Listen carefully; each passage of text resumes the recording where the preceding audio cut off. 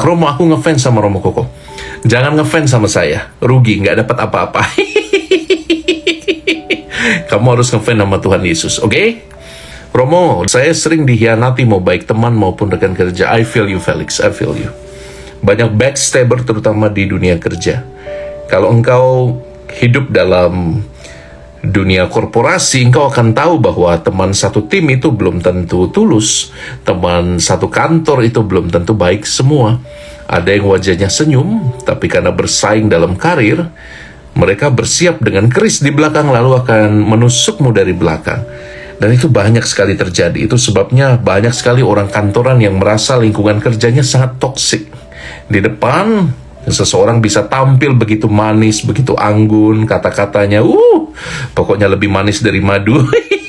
Tapi ternyata dia beruangnya. Semoga engkau cerdik seperti ular, tulus seperti merpati dalam berelasi di kantor, terutama di kantor-kantor yang toksik. Oke?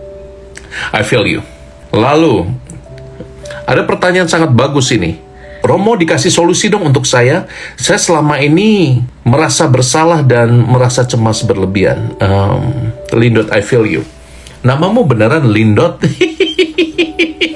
Oke, Lindot, I feel you. Kalau engkau merasa cemas berlebihan, takut berlebihan, engkau dirasa dirundung rasa bersalah, atau bahasa istilah lainnya scruple, berlebihan. Mungkin kamu harus seperti Romo. Saya sering mengucapkan kata-kata doa ini. God, you are more than enough for me. Jesus, you are more than enough for me. Jesus, you are more than enough for me.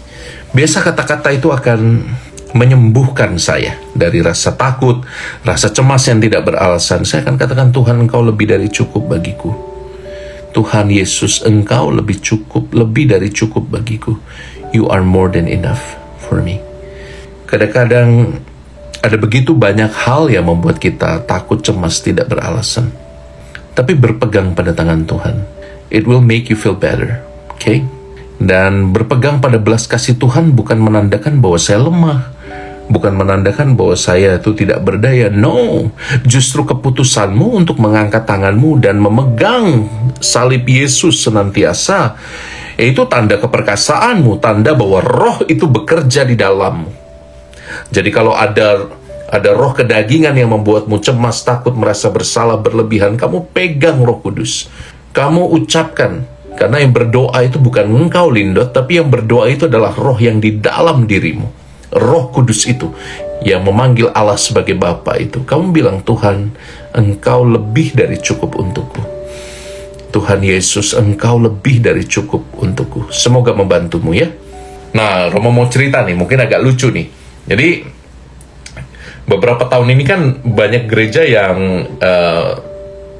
meniru apa yang dilakukan oleh Paus Fransiskus ya, membasuh kaki wanita, membasuh kaki anak-anak juga.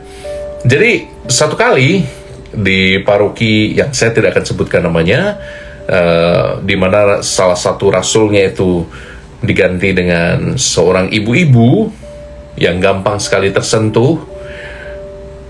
Romo merasa agak jengkel karena apa? Karena ibu ini belum saya pegang kakinya, baru saya masih di rasul kedua, ketiga, dia mungkin di posisi ke-9, 10, dia sudah menangis itu.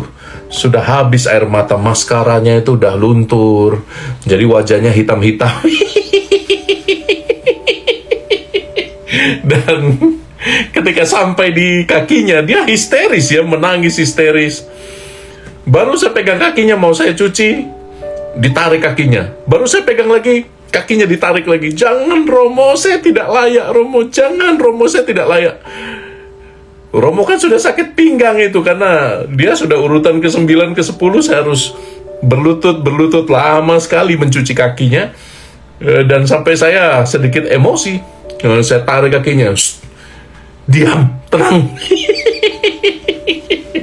Saya malah jadi Yesus yang marah-marah. Oke, bagaimana Romo jika awam menyukai biarawan? Apakah salah? Sekedar suka saja mungkin tidak salah ya. Tapi kalau sukanya itu kemudian diaktualisasikan dalam bentuk perhatian yang berlebihan, dalam bentuk relasi yang mulai eksklusif. Romo udah makan belum? Romo, semalam tidur mimpi saya nggak? Frater, besok jalan-jalan yuk berdua saja. Nah, itu sumber segala perkara. Suka itu bolehlah kau pendam, tapi lebih baik dihilangkan. Macam tidak ada orang lain saja toh. Tuhan menciptakan ribuan pria yang lain yang kantongnya lebih tebal daripada kantong Romomu. Yang hatinya jauh lebih berlemak. Yang hatinya jauh lebih baik daripada hati Romo, frater, diakon yang kau dekati. Suka boleh, tapi jangan keterusan, jangan diaktualisasikan. Tuhan memberkati. Oke? Romo, ini tentang pengkhianatan. Romo, pacar saya, selingkuh karena dia butuh uang untuk melunasi cicilan HP-nya. Dan dia bilang saya yang harus mengerti dia. Dia nggak mau diputusin. Gimana ya Romo? Ya ada banyak sebab mengapa seseorang berkhianat kan? Itu yang tadi Romo bilang. Kalau dia pelaku, dia akan punya asumsi sendiri. Asumsi pacarmu apa? Bahwa dengan berselingkuh dengan gadis yang lebih kaya, dia bisa melunasi cicilan HP-nya. Ya, asumsinya belum tentu benar. Maka, kasih tahu apa yang benar.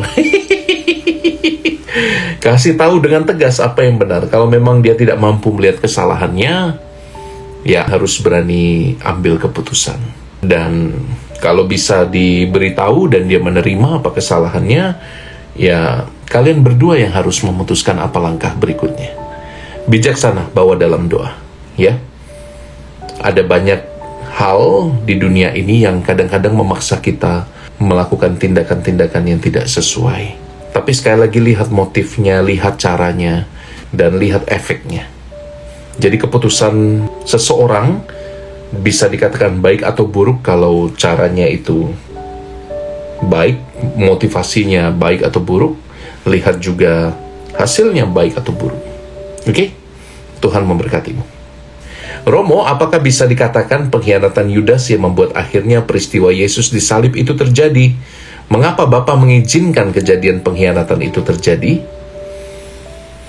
Ya, dalam terang keselamatan yang lebih luas, kita bisa mengatakan bahwa ya Yudas ikut berperan dalam dalam alur bagaimana pengkhianatan itu berujung pada salib dan kebangkitan.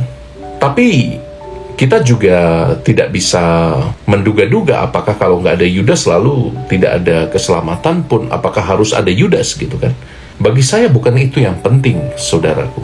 Bagi saya yang penting adalah bahwa kisah Injil, narasi-narasi seputar salib, sengsara, wafat, dan kebangkitan menjadi bagi kita itu arketipe, atau menjadi bagi kita itu pedoman untuk melihat hidup kita sendiri. Bagi saya nggak penting kok Yudas itu ada mengkhianati atau tidak mengkhianati.